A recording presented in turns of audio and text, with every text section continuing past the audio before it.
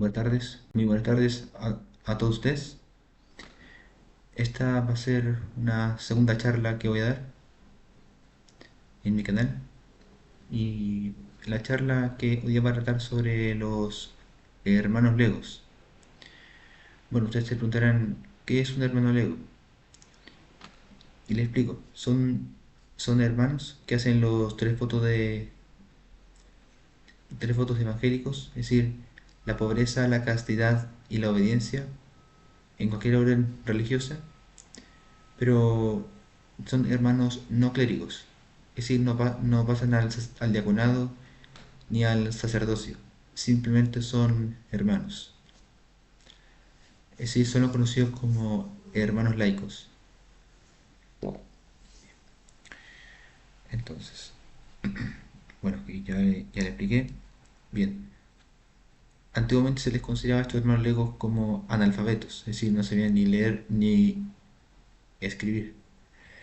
Pero son hermanos que no son sacerdotes y pueden estudiar una carrera con respecto a la teología o alguna otra carrera. Por ejemplo, hay hermanos que son, por ejemplo, trabajadores sociales, otros pueden ser psicólogos clínicos, artistas. Yo creo que también pueden ser estudios en ecología, biología, no sé.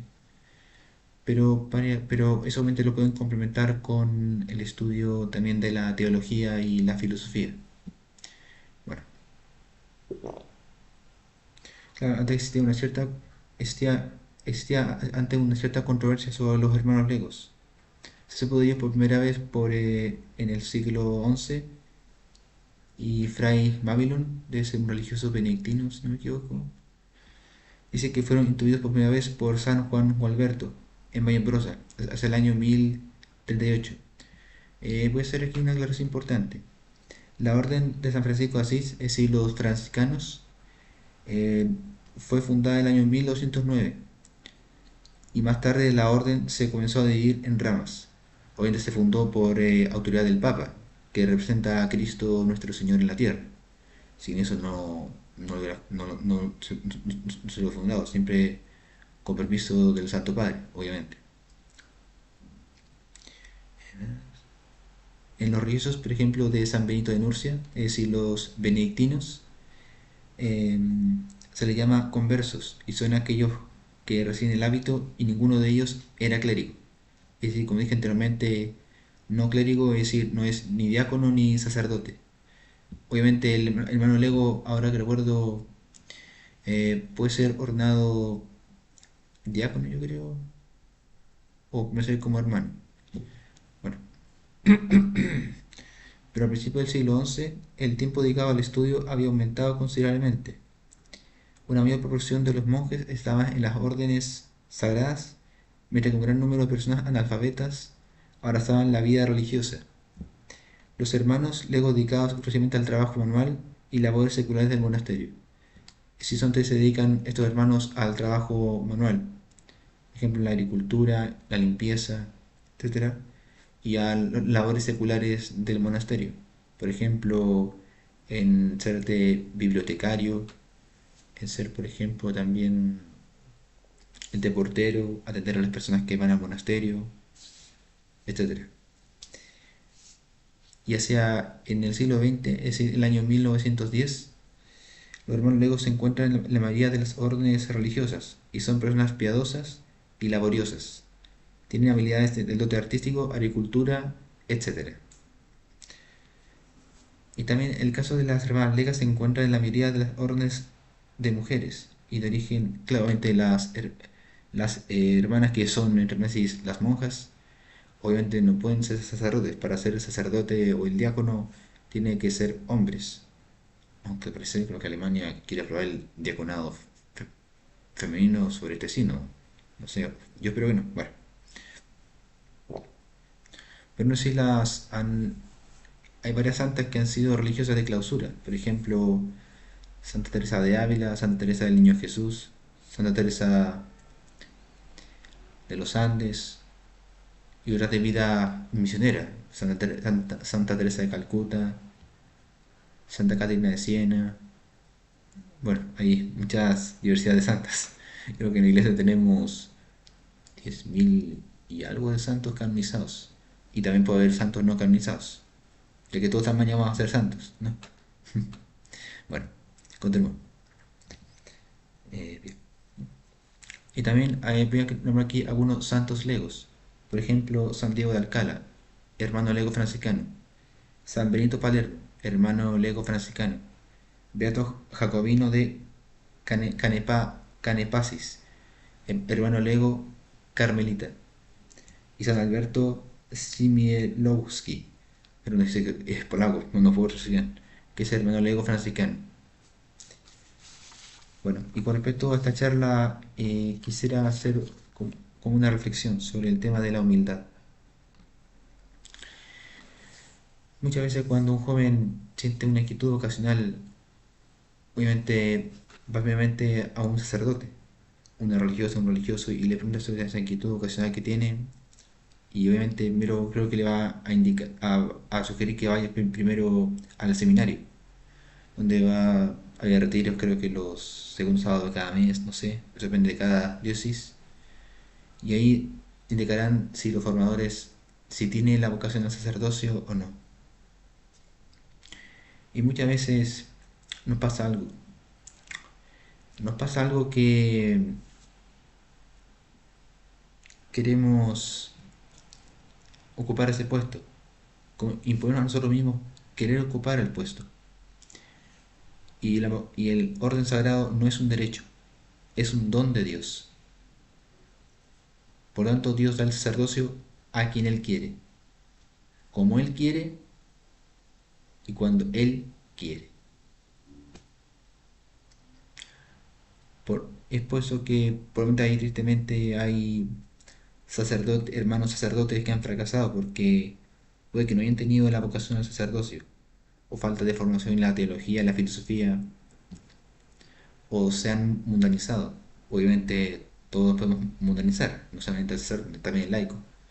Yo en mi caso soy cristiano del Estado laico, por lo tanto yo vivo en el mundo obviamente, pero estoy haciendo un discernimiento vocacional con los hermanos menores capuchinos, y a futuro sería un hermano menor si es la voluntad de Dios, obviamente.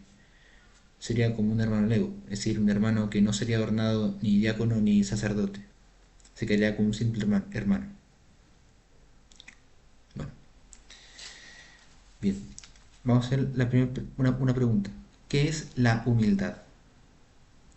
Virtud que consiste en el conocimiento de las propias limitaciones y debilidades, y en obrar de acuerdo con este conocimiento. Es decir, delante de Dios me tengo que preguntar, ¿quién soy yo delante de Dios? ¿Quién soy yo? Muchas veces decimos, no, yo puedo solo, no necesito ayuda de nadie, yo puedo solo, yo soy el mejor, sé física, matemáticas, biología, ecología, sé teología, filosofía, y soy muy inteligente, soy un Einstein. Y eso hay que tener cuidado, ¿no? Y obviamente no lo sabemos todo, en primer lugar. Lo segundo es que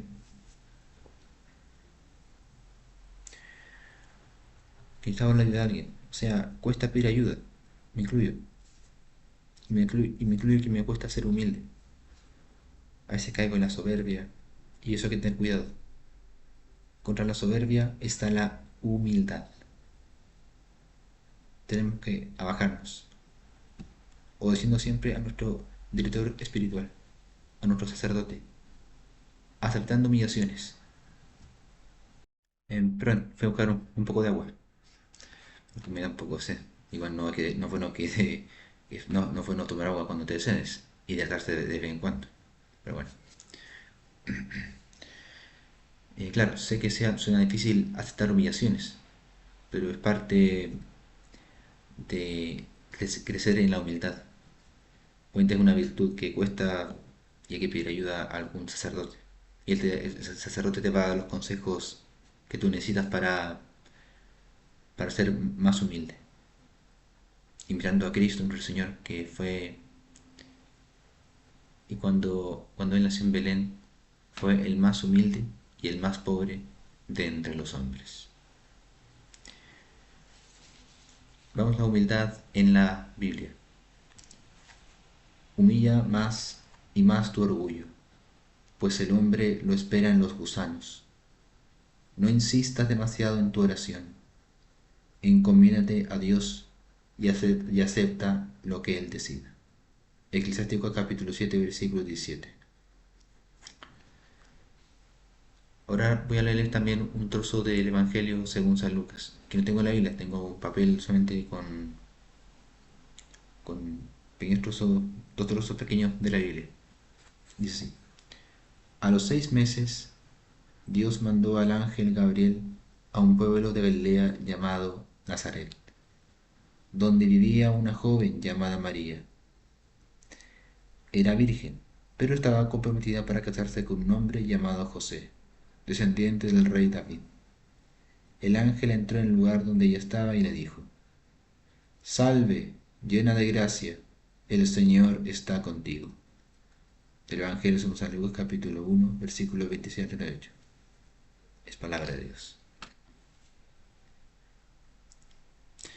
Es decir, aquí hay dos, uno en eclesiástico y uno en el Evangelio según San Lucas, donde habla sobre nuestra Madre del Cielo, la Virgen María, que fue una mujer muy humilde, una joven humilde, que solo quería hacer la voluntad de Dios. El Inmaculado Corazón de la Virgen tenía tanto amor a Dios que no permitía que el mal entrara en su corazón.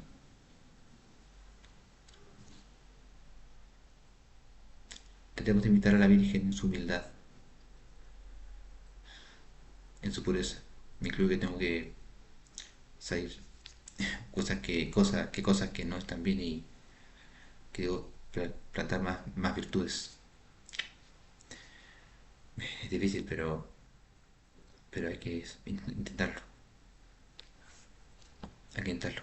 Hay que salir de la adicción una vez por todas y crecer en la virtud. Voy también a decirles algunas frases de santos sobre la humildad. Cuando veas en ti algo bueno, atribúyelo a Dios, no a ti mismo.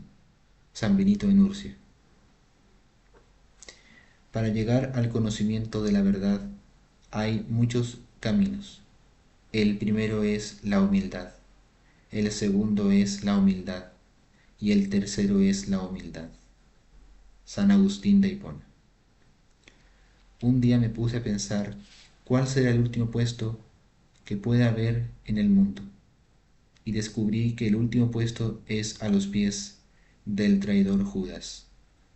Y quise colocarme yo allí, pero no pude, porque allí estaba Jesucristo, arrodillado, lavándole los pies. Desde entonces creció mi aprecio por la humildad. San Francisco de Borja. Respecto a este tema, respecto a la humildad que ahora les estoy hablando, voy a contarles una historia. Perdón.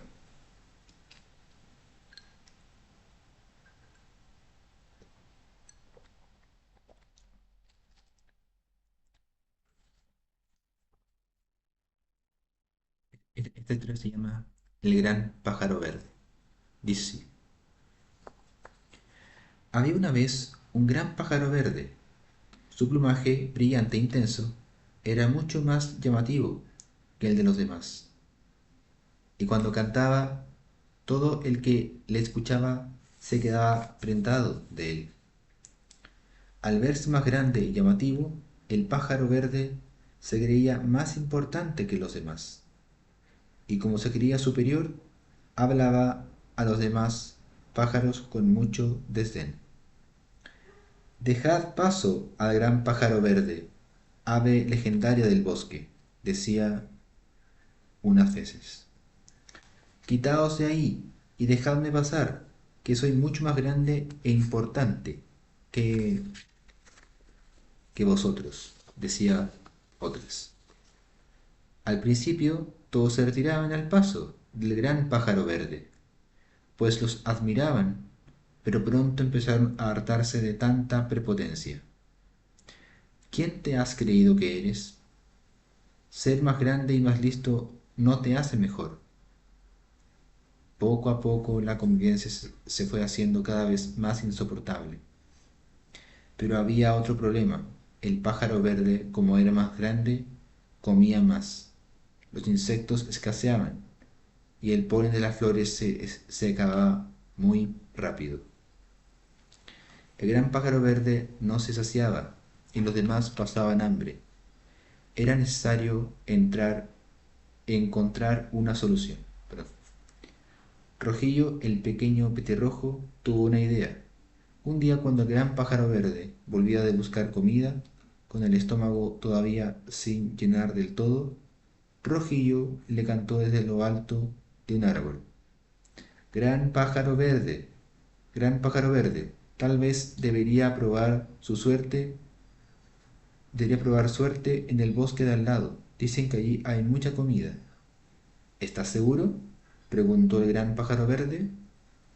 Se lo he oído decir a muchos pajarillos llegados de allí, dijo Rojillo. ¿Por qué viene entonces aquí? Se interesó el gran pájaro verde.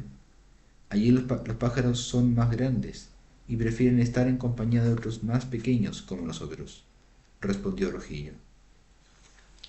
El gran pájaro verde le gustó la idea de tener más comida y también compañía más grande que como él. Eso le gustó especialmente. Por fin podré comer hasta hartarme y estar con otros de mi categoría, pensó el gran pájaro verde. Al día siguiente, el gran pájaro verde se marchó. Llegó ya casi de noche y no tenía dónde dormir. El gran pájaro verde decidió buscar un hueco en algún árbol para pasar la noche. Pronto encontró uno, pero estaba ocupado. Vete de aquí, pequeñajo, le dijo el inquilino de aquel agujero. El gran pájaro verde se fue asustado. Nunca había visto un animal tan grande en un árbol, y nunca jamás le habían llamado pequeñajo. Disgustado y muy cansado, el gran pájaro verde intentó acoplarse en el hueco de otro árbol. Se acercó con cautela, pero no vio a dos enormes aves que iban hacia él, y se lo llevaron por delante. ¿Qué hace este chiquitín aquí? Dijo uno de ellos. Deberías de mirar por dónde vas y ceder el paso a los mayores, si no quieres tener problemas, mini pajarín, le dijo el otro. El gran pájaro verde no podía creer lo que oía, ni lo que veía. Había pájaros aún más grandes que él, y por si esto fuera poco, también eran más desagradables e impertinentes. ¿Cómo era aquello posible? Afortunadamente, el hueco del árbol estaba vacío y pudo pasar allí la noche, pero no pudo dormir apenas. Cuando amaneció, el gran pájaro verde se sentía confundido, pero tenía que espabilar, tenía hambre y sed y debía construirse un nido. Le costó mucho comer y beber, porque todos los pájaros eran mucho más grandes que él y no le dejaban nada. Incluso le empujaban para quitárselo de en medio. Cuando por fin consiguió alimentarse, empezó a prepararse un nido. Encontrar una buena rama fue difícil, pero conseguir los materiales para hacer el nido tampoco fue fácil. Y entonces escuchó un ruido atronador. El cazador, el cazador. Gritaron los pájaros, que se escondieron rápidamente. El gran pájaro verde no sabía que era un cazador, pero viendo la cara de miedo de sus nuevos vecinos, entendió que no era algo bueno para ellos, así que volvió al agujero en el que había dormido la noche anterior. Pero esta vez sí alguien, pero esta vez sí había alguien, otro pájaro de color azul que le doblaba el tamaño.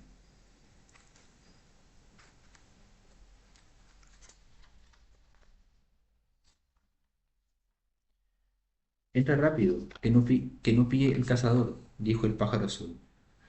Gracias, dijo el pájaro verde. Perdón.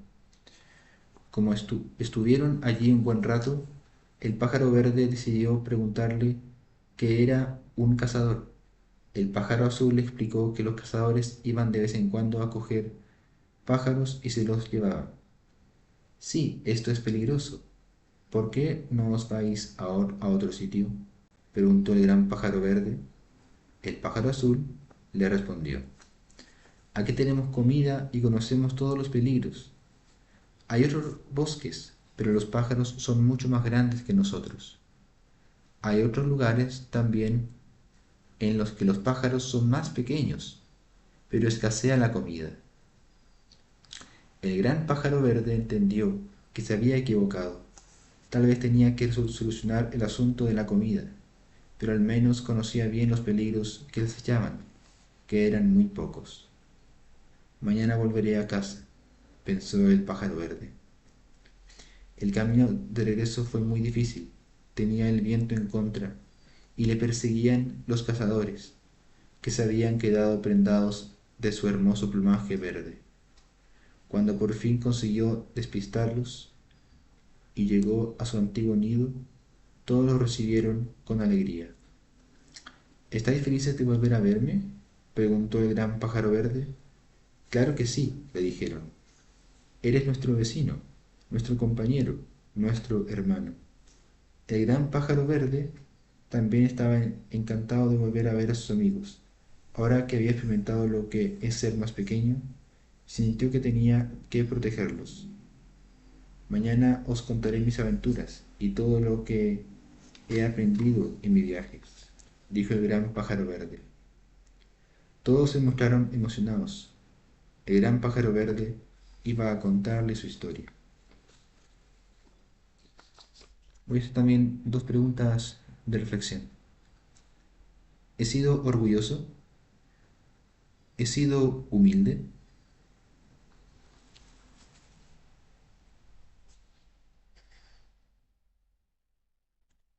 Muchas veces somos orgullosos y soberbios, me incluyo, pero también debemos ser humildes, sencillos.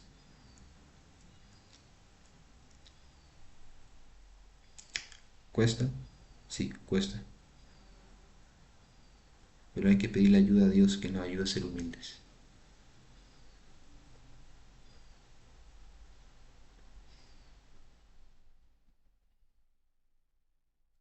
Qué más les puedo decir?